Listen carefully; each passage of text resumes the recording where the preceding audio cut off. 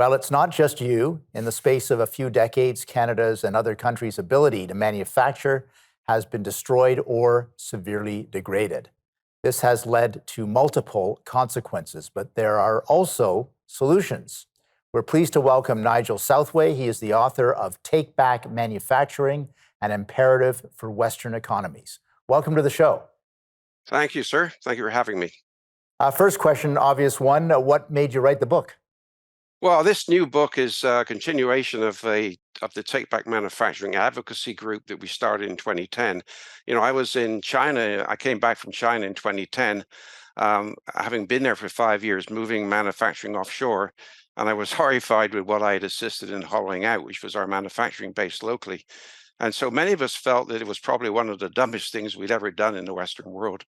And so at the Society of Manufacturing Engineers, we formed the Take Back Manufacturing Advocacy to review how to take it back. Very grandiose, but that's what we did.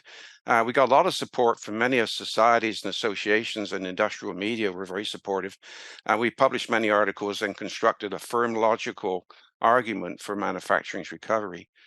So I decided to write the book now, as I really think that we're going to see a huge political shift due to ongoing decline in prosperity and inflation, and most probably some form of recession.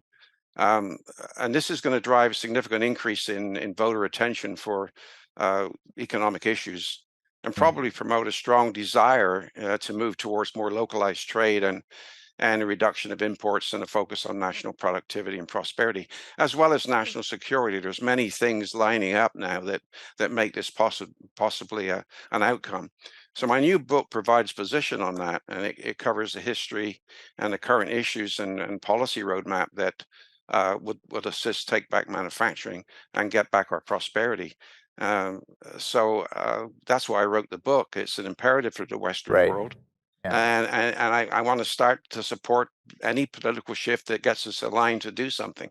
Well, your timing might be impeccable on this, certainly.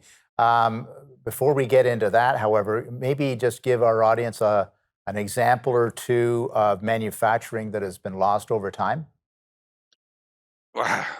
Just about electronics industry would be a good start. I grew up, I was at Motorola in the 80s, and we were doing great. And then by the end of the 90s, early 2000s, it was offshore. You won't find much manufacturing capability in the electronics industry. Now that's reversing. We're seeing some reshoring taking place in that industry. And yet it was a low cost labor content industry. Labor content was only about 5 or 6%. So to take that offshore, it wasn't about low cost labor, it was other things. But that's an industry that's been decimated if you want one. Right. Even parts of our food industry are pretty scary. We got a lot of dislocation and disconnects in that industry.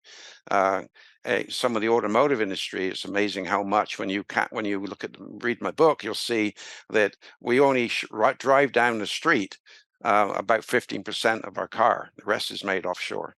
That Only 50. that's interesting and would be surprising to Canadians because, of course, we do have this domestic auto assembly plant industry, but you're saying a lot of that is offshore too. When you run the numbers, we struggle to get into double digits on content locally when you add it all up across the whole supply chain, on the average in North America. So even the automotive industry that was a bellwether for, say, Ontario, where I live, is a small percentage of the game when you look at the total value of the vehicle. Right, right. Um, Yeah. I mean, in some of these, as you mentioned, it's a national security issue as well, right? Well, obviously, a lot of the business leaders are seeing reshoring being necessary. They're seeing interest rates going up. Long supply chains are going to grab a lot of inventory. So there's a lot of commercial reasons why reshoring will take place. But also, it's beginning to be obvious that national security and just the ability to have your own interest. I mean, it's fundamental. If you make what you consume, you've got more security. Right. Otherwise, you're relying on other people, and it's a dangerous world, so to speak, and we need to protect something as important as how we eat, and how we can run our businesses. So there's a lot of reasons why reshoring is going to take place. Commercial reasons, and also we've got a considerable amount of political reasons, which are growing, which is good news in a Right, way for right. me.